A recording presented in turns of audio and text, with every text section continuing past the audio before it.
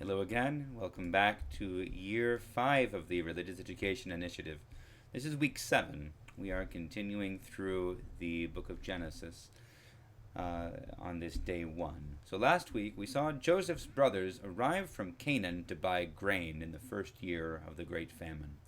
When they came before Joseph, he recognized them, but they did not know who he was.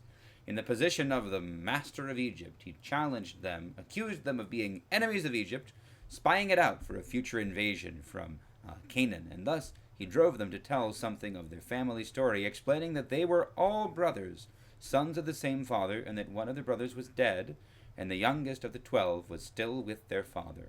Upon hearing this, he told them that he did not believe them, and that he would keep all of them in prison except for one, who would have to return to Canaan to bring their youngest brother back, to prove the truth of their words.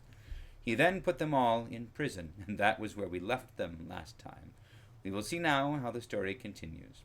So we're on verse 18 of chapter 42. On the third day, Joseph said to them, "Do this, and you will live, for I fear God. If you are honest men, let one of your brothers remain confined in your prison, and let the rest go and carry grain for the famine of your households. And bring your youngest brother to me, so your words will be verified, and you shall not die." And they did so. Then they said to one another, "In truth, we are guilty concerning our brother, in that we saw the distress of his soul when he besought us, and we would not listen. Therefore is this distress come upon us."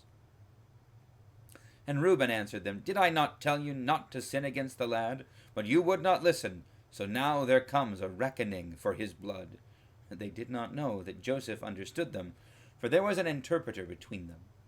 Then he turned away from them and wept, and he returned to them and spoke to them. And he took Simeon from them and bound him before their eyes. And Joseph gave orders to fill their bags with grain, and to replace every man's money in his sack, and to give them provisions for the journey. This was done for them. Then they loaded their asses with their grain and departed. And as one of them opened his sack to give his ass provender at the lodging place, he saw his money in the mouth of his sack, and he said to his brothers, "My money has been put back. Here it is, in the mouth of my sack." At this their hearts failed them, and they turned trembling to one another, saying, "What is this that God has done to us?" When they came to Jacob their father in the land of Canaan, they told him all that had befallen them, saying, "The man, the lord of the land, spoke roughly to us, and took us to be spies of the land. But we said to him, We are honest men, we are not spies. We are 12 brothers, sons of our father. One is no more, and the youngest is this day with our father in the land of Canaan." Then the man, the lord of the land, said to us, "By this I shall know that you are honest men. Leave one of your brothers with me, and take grain for the famine of your households, and go your way. Bring your youngest brother to me, then I shall know that you are not spies, but honest men. And I will deliver to you your brother, and you shall trade in the land." As they emptied their sacks, behold, every man's bundle of money was in his sack. And when they and their fathers saw their bundles of money, they were dismayed. And Jacob their father said to them, "You have bereaved me of my children. Joseph is no more, and Simeon is no more, and now you would take Benjamin. All this has come upon me." Then Reuben said to his father, "Slay my 2 sons, if I do not bring him back to you. Put him in my hands, and I will bring him back to you." But he said, "My son shall not go down with you, for his brother is dead, and he only is left. If harm should befall him on the journey that you are to make, you would bring my gray hairs with sorrow to Sheol."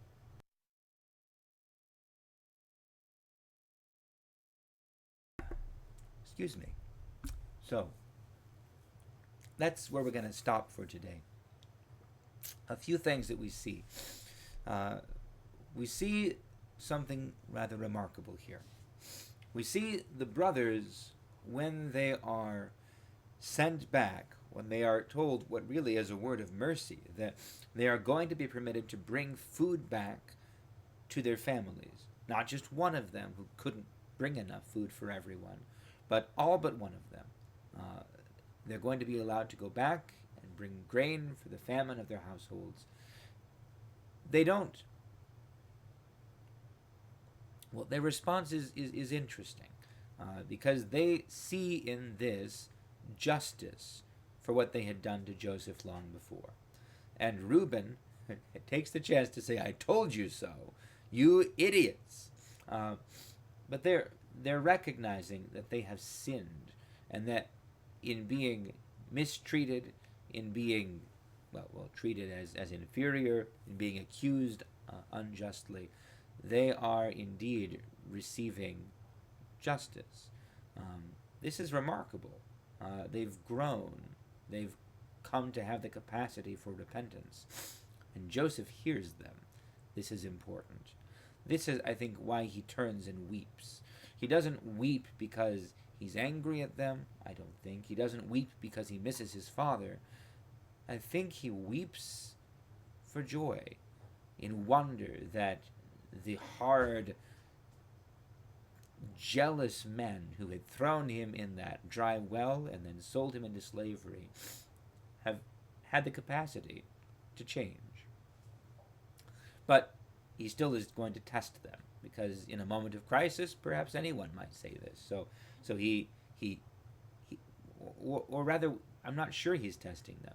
It may simply be a kindness, but if it is a kindness that tests them, because he gives them the grain that they've paid for, he gives them their money back, and he gives them provisions to carry along with them on the way. He favors them greatly. We don't know quite how much they recognize this as a favor. If you go and buy something from someone and they give you the thing you bought and then they give you your money back, generally you think they made a mistake, or worse, that they're going to think you robbed them. So the brothers now are still more terrified to come back. They're still more terrified, and they know that they can't come back without Benjamin, or else he'll never let them go again. So they're stuck. They are in a position of humiliation and of humility.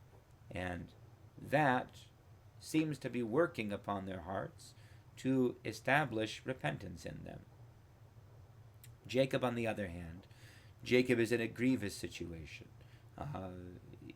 His own sins are coming home very much to roost.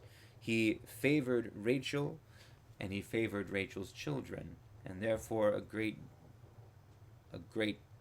tension has been existing in his family. Rachel is now gone. Joseph is gone. He only has Benjamin left, favored. The brothers, their anger has cooled. They're not angry at Benjamin. They don't hate him. They seem to have just accepted. Our father doesn't really love us. He doesn't want us. All he's doing is grieving for Joseph and grieving for Rachel and obsessing over protecting Benjamin. Jacob is a sad figure at this point. He's a broken man, and now there's a crisis, because they ask for Benjamin to go back with them, and Reuben even offers his own 2 sons so that Jacob could kill his grandsons in revenge if Reuben fails to return, but no dice. So they have food. Simeon is still in prison in Egypt. Jacob's written him off. Simeon's dead, along with Joseph, and if I let you take Benjamin, he'll be dead too, and all of you will be dead. I've got nothing left. But they keep on eating the food, and the crisis is going to come. So, anyway, right now we're seeing repentance growing and working in the hearts of the brothers. We're seeing grief ever present and consuming Jacob, and we're seeing Joseph work towards work for the reconciliation. At least it seems to be what's going on. Anyway, that's it for today. God bless you all. We'll see you shortly for day 2.